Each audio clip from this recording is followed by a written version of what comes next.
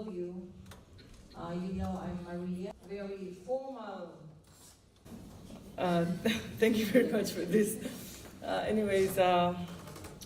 The President of Soroptimist International of the Southwest Pacific, Ms. Anusha, Company Secretary of the Soroptimist International of the Southwest Pacific, Ms. Karen Ford, National Representative of Fiji to the Soroptimist International Southwest Pacific Board and Region President, Mrs. Sharma, CEO BA, Mr. Deep Narayan,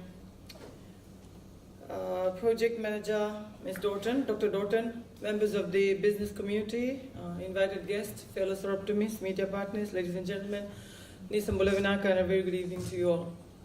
Yes, it's indeed an honor to be back in BA, and unfortunately, I have to rush back after this program. Duty calls tomorrow morning. And it's always good to be in the company of the people that you've grown up with. I spent most of my, 42 years in BA, and I'm no stranger to BA, so whenever BA calls, I just don't have any choice. I have to say yes, whether it's a last-minute invite or it's a planned invite. I'll always be there for my people. Wonderful to be part of this program. First of all, thank you very much for the invitation, and thank you very much for allowing me to welcome our two beautiful international guests who have flown all the way from the country to be here to witness the official groundbreaking ceremony for the development of the first ever shelter for women scheduled on this Friday. And I wish you all the best, and I hope people turn in numbers to witness the groundbreaking ceremony. And like I said, it's indeed an honor for me to join you for this milestone project that has been designed to benefit, I believe, first the women of the West and other centers that will be open later on. Your presence, ladies, is highly appreciated, and I'm sure will add great honor for the special occasion to unfold on Friday. May we be blessed with good weather, and may we be blessed with the well wishes for this project. The Fijian government applauds the Soroptimist International strong leadership and enthusiasm that has been the pillar of strength for the club.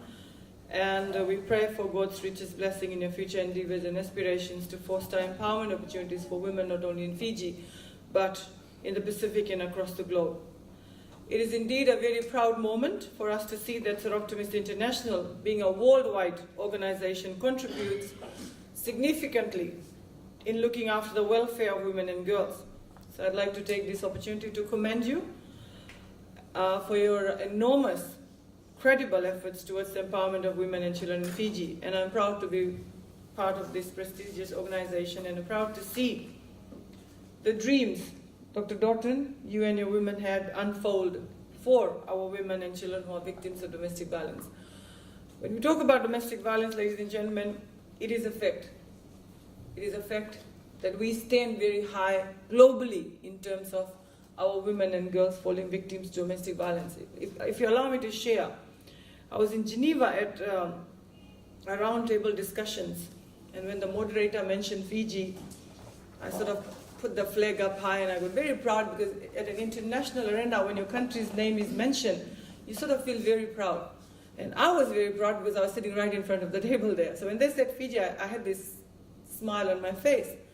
But my smile just vanished when they said domestic violence rates in Fiji are very high. So that's a very sad and a very shocking revelation that the world knows that in Fiji, forget about NCDs, now my challenge is NCDs. But before that, we need to look at how do we combat domestic violence in the country. The Fiji Women's Crisis Center statistics reveals that the last statistics I read said about 64% of women and girls in Fiji have experienced some sort of intimate partner violence. And it's said that the home, which is supposed to be the very place where our women and girls should be protected, actually becomes the breeding grounds for domestic violence. In my view, the high statistics or the high number of cases that are being reported now is, like I said, is women having that confidence to come up and report. It's not that domestic violence was not in Fiji for a long, long time. It's always been there, some form or the other. But the high numbers reported now probably shows the confidence that victims have in the system. Reporting is one thing. Making laws is another thing. We have the domestic violence laws, we have the crimes decree, we have laws that protect our women, we have policies where we try to empower women. That's one thing. One of the worst experience I had when I was a Minister for Women was when I had a call late at night where somebody reported that a woman was running out of her house being chased by the husband, obviously domestic violence in the middle of the night. So obviously we had to say, please go and report. What happens after that? What happens to the woman after reporting and knowing the traditional mindsets of our community where men still hold that reign in the family? Where does the woman go? Many women don't report for the simple fact because they have nowhere to go. Where would a woman take probably her children in the middle of a night when she's subjected to domestic violence? She has to go back home, right? Or maybe if there are family members who are willing to take her on, but for how long? So many women are not able to break free of this violent cycle because I believe there's no choice. So this shelter home, I think, is a dream come true for our women, and I must commend you for that. At least they have a safe haven now. I remember sitting in the office and thinking, I don't have a budget. Where do I put these women? But somehow or the other, we used to seek funding from our supporters in our corporate bodies to put them in hotels for the night and stuff, and the next day, the Women's Crisis Center would come up, the counselors would come up and provide health and support, and sometimes they would try to reconcile. I think now, once a case is reported, there's no question of reconciliation. But the reality may be different. If there's no choice, you reconcile and go back home. And then after some time, what happens? The cycle continues. So women empowerment probably remains one of the biggest agenda of the Fijian government. Getting women empowered, getting women financially empowered, so that they have that power that money brings, right? And that's very important. So educating women, educating them about their rights, bringing laws to protect domestic violence. I'm not saying men are not victims of domestic violence. There may be cases where men are victims of domestic violence. But here we are more focused about women, because women are supposed to be the vulnerable group, the weak group. But empowering women through education, empowering women with tools where they can become financially dependent and live a life, I think that's the way forward. But meanwhile, building shelter homes, building safe havens for these women are temporary measures where we can help the victim probably build that self-morale, build that confidence back and say, okay, I'm important, I can do it. So this is a start, and I'm glad that I'm part of this project. And now going back to events organized by Soroptimist International, I think you guys do a great work, and indeed the initiatives undertaken by your organization very much complements the work that our government's national agenda is trying to create non-discriminatory, peaceful and prosperous Fiji for all Fijians. We want to take everybody forward, but issues like domestic violence, issues like rape, these are certain things that hold communities back. So coming back to the project that is going to be unveiled on Friday, I'm no stranger to this project. I remember 2 years ago, in my capacity as the Minister for Women, Dr. Doughton and myself, we had a conversation about this much needed important project. And having known that domestic violence in Fiji is at an alarming rate, and that there was no shelter to house these victims, I believe this project is very, very timely.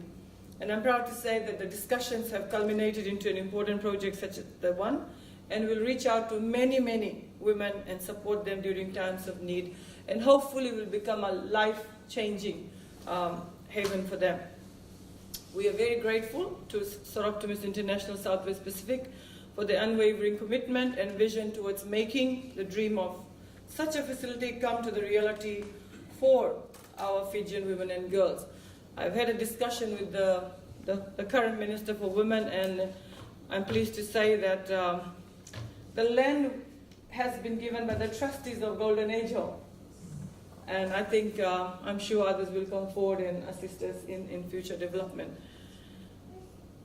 So to the trustees of Golden Age Home, I think this is a very, very wonderful gesture, contributing towards the protection of our women and children. I'd like to thank them for that. So,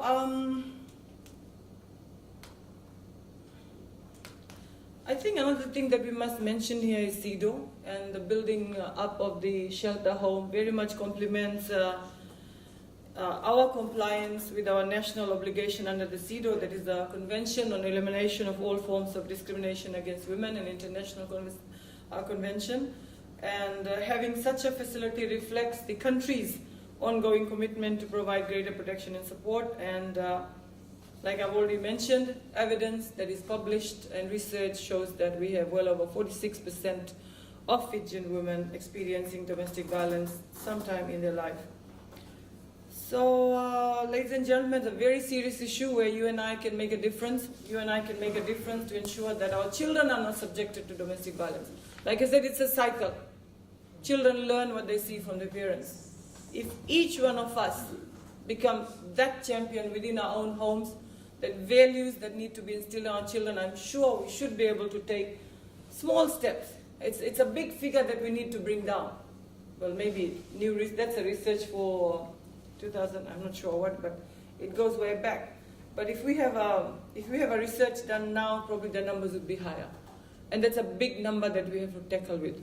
But again, like I said, with small steps, you and I can do it. In our communities, in our families, that will be the best role models we can be of our children.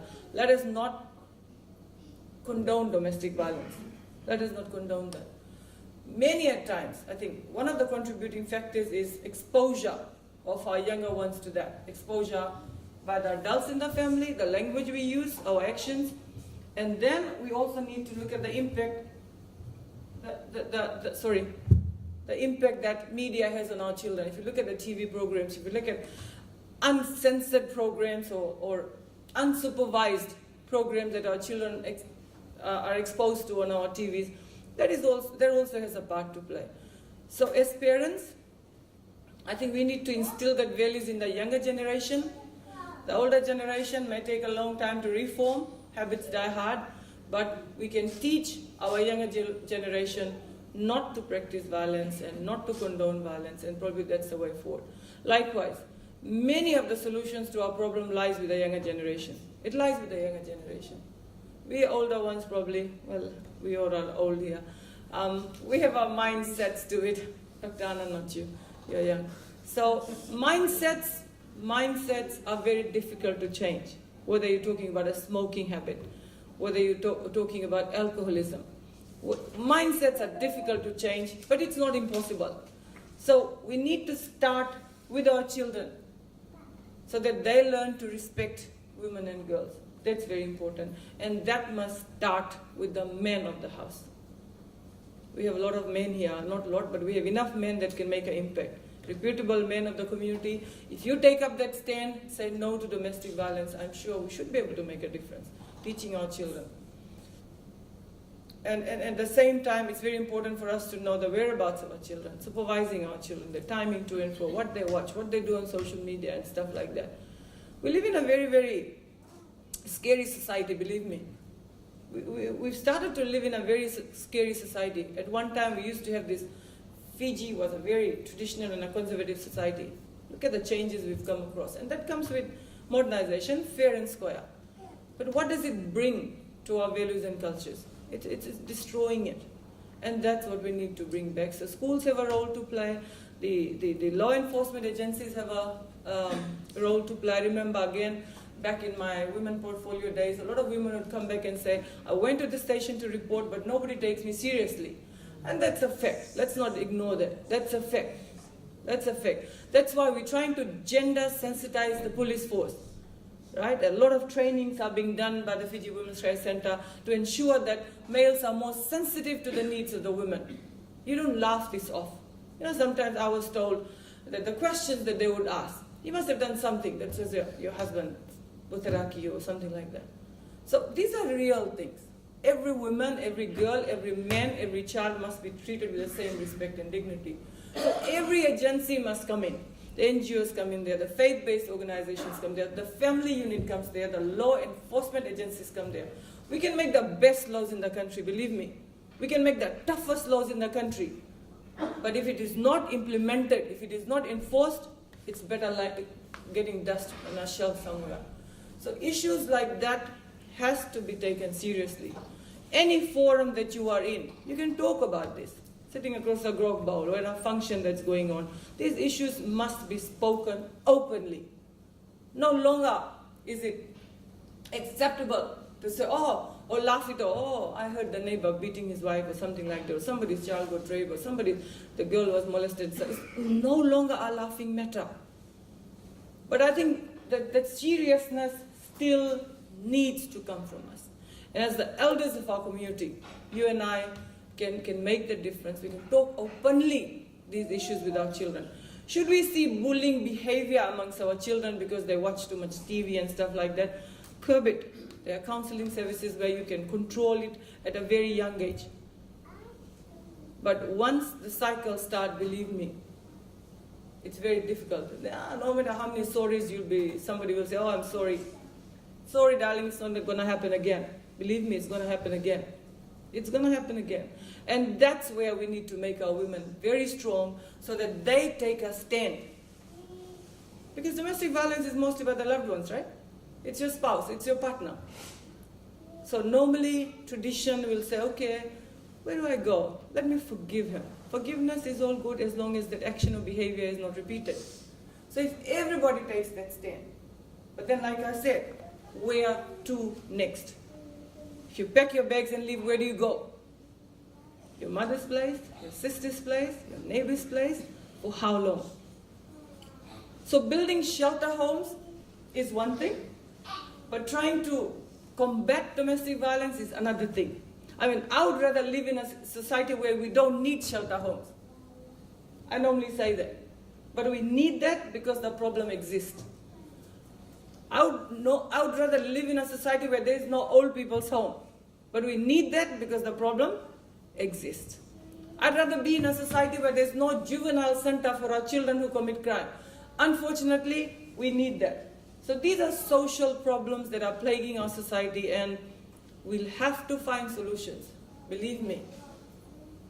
10, 20 years, things are going to be very different. So serious issues will have to be addressed very seriously.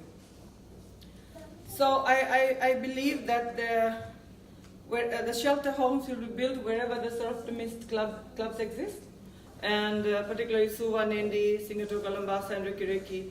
Of course, Lotoka would be the first one. So the people of Lotoka would be blessed to have the first one. And I've been told that the cost of each of the shelter homes would come to about $170,000. Yes. Yeah, and probably operational cost would incur as and when the homes would start. So again, it's indeed going to be a historic achievement for Fiji to have such a facility that will represent the voices of our women and assist them to address their challenges. That's the most important one. When women come out of these homes, they must be more empowered, they must be more prepared to address the challenge outside. So ladies and gentlemen, thank you very much. And again, thank you very much, Soroptimist International, for your ongoing commitment and dedication to provide positive impacts on the lives of needy families, and in this case, our women and girls who are subjected to domestic violence. And I'm sure your project will enable them to lead fulfilling lives ever after. And thank you very much. And the sponsors for this event, I think without you, the support that the women have from their spouses, that's very important. The whole networking of the women's your women's group is also very important. I mean, you cannot make an organization prosper if there's no unity within.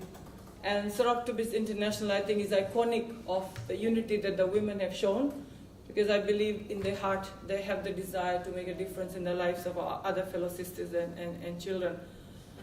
So I wish you all the best, and it's my sincere wish that your partnership with Soroptimist International continues to nurture and thrive our nation for many, many years to come. And again, before I take seat, it would be amiss of me if I don't talk about other women's issues that are affecting us. So one side we're looking at domestic violence, the other side we are looking at rising levels of death due to breast cancer, NCDs. A lot of these diseases are killing our people, and again, you could incorporate these things into your meetings to educate other women about the importance of looking after the health. I have always championed the fact that we women sort of need to look after our own health and the health of our families before we can talk about other things. So yeah, basically that, and I'm sure you will enjoy the networking that you have this evening. And I wish and pray that all your future projects and all your future dreams and future endeavors come to fruition in the near future.